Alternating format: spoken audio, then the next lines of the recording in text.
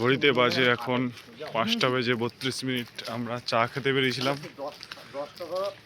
ভোরবেলা চা খেয়ে আমরা রুমে ঘুমাবো ভাবছিলাম, কিন্তু চা দোকান বন্ধ।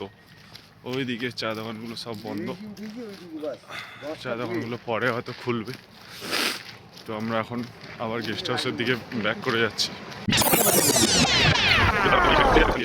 ঘড়িতে বাজে এখন 11:29। আমরা পৌঁছে গেছি কঙ্কালীতলায়, বোলপুর কঙ্কালীতলা। এখানে মায়ের মন্দির, তোমরা ভিতরে গিয়ে দেখাবো তোমাদের। এদিকে চারিদিকে হচ্ছে ডালা দেওয়ার দোকান আছে চারিদিকে। তো ওইখান থেকে শুরু করে দিক থেকে পুরোটা ডালা দেওয়ার দোকান।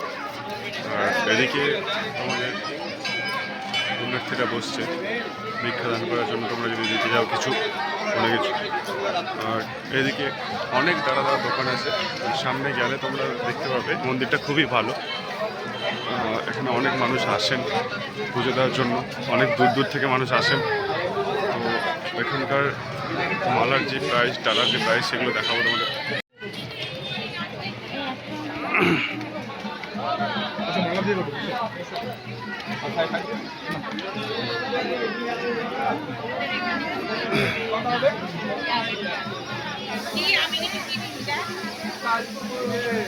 এইগুলো সব ডালা দেওয়ার দোকান। এখানে তোমরা ডালা নিয়ে ভিতরে এন্ট্রি করতে পারো। ওই দিক থেকে পার্কিংয়ের ব্যবস্থা আছে, পার্কিং দিয়ে এসে তোমরা, এইটা হচ্ছে মেন গেট, মেন প্রবেশদ্বার, জয় মা কঙ্কালী লেখা আছে।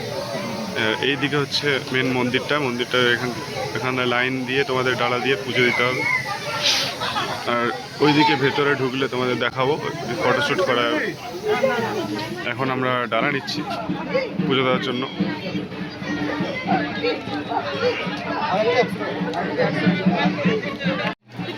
এখানে বহু মানুষের ভিড়,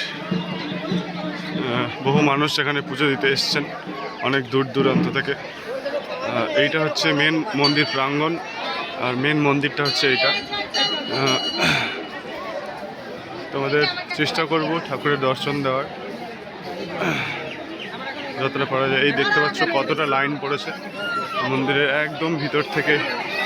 মন্দিরের লাইন শুরু হয়েছে, এই যে লাইন গেছে, এখান দিয়ে লাইন গিয়ে এখান দিয়ে অনেকটা লাইন, ওইদিকে লাইন গেছে, ওই দিক থেকে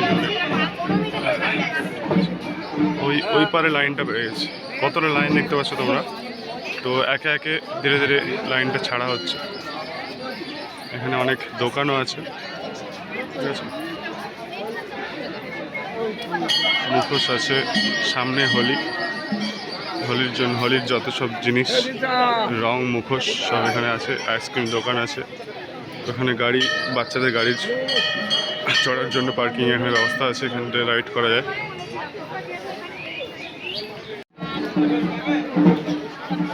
লাইনটা শেষ হয়েছে একদম ওইখানে, আমাদের গ্রুপ ওইখানে দাঁড়িয়ে আছে। এখানে তোমরা সুতো বাঁধতে পারো তোমাদের যা মনোবাসনা পূরণ করার জন্য।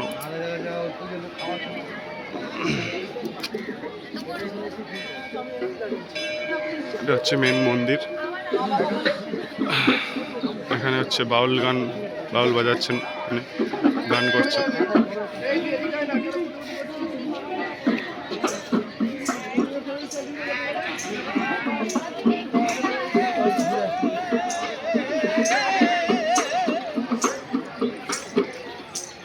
এই লাইনটা এখানে শেষ হয়েছে।